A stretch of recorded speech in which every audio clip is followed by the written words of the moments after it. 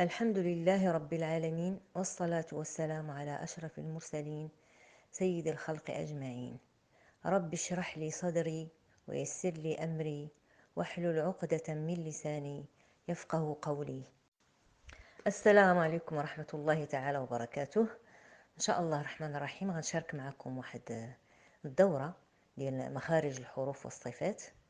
بالنسبة للناس اللي مهتمة بالتجويد، يعني ضروري أول باب كنبداو به هو باب المخارج، مخارج ديال الحروف والصفات. علاش؟ لأن كلشي كيدور على الحرف، لازم نعرف الحرف المخرج ديالو ونعرف الصفات ديالو، لأن كل حرف عنده مخرج خاص به وعنده صفات خاصة به. خلاص، نبداو إن شاء الله على بركة الله.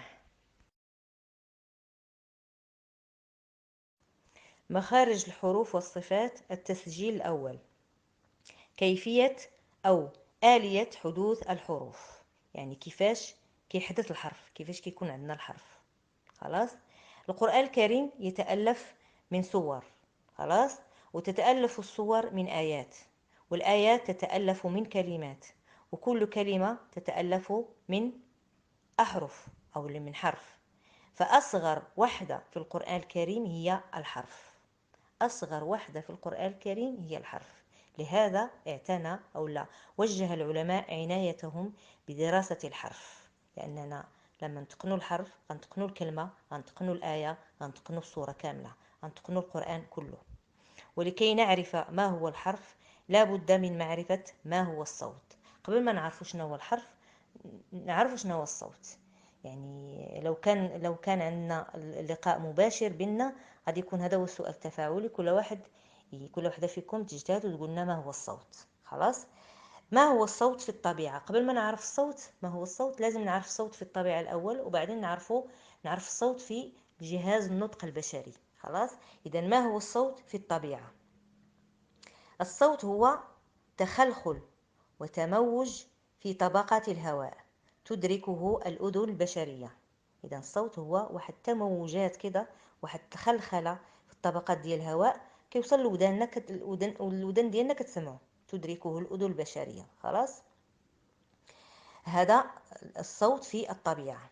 خلاص. كيف يحدث الصوت في الطبيعة؟ كيفاش كيحدث هذا الصوت في الطبيعة اللي كيخلق لنا واحد التموج في طبقات الهواء، وواحد الخلخلة في طبقات الهواء، وكتوصل للأذن البشرية بتاعتنا.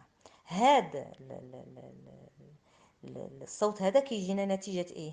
اولا نتيجة تصادم جسمين، يعني كيكون واحد جوج ديال الاجسام كيتصادموا مع بعضياتهم. مثلا نعطيو مثال، مثلا الكرة والحيط. مثلا كرة ضربت في الحيط كتعطينا واحد الصوت. خلاص. اذا هنا تصادم، يعني حاجة كتصطدم بحاجة كتعطينا صوت. خلاص. ثانيا بتباعد بين جسمين، يعني كيكون جوج ديال الحوايج، جسمين يعني كيتباعدوا، ملي كيتباعدوا كيعطيونا هذا الصوت.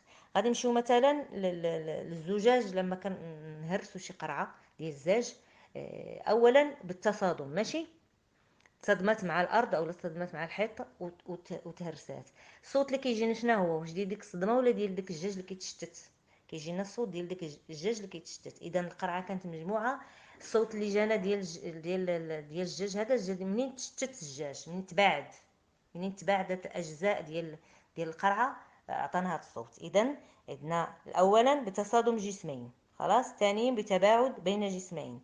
ثالثا اهتزاز الاجسام، يعني مثلا حطي واحد المسطره على الطرف ديال الطبله ولا الطرف ديال الكرسي، وحركي هكا من الراس ديالها، من الطرف ديالها، حركيها غدير واحد، غتهز هكا غدير واحد الصوت. خلاص.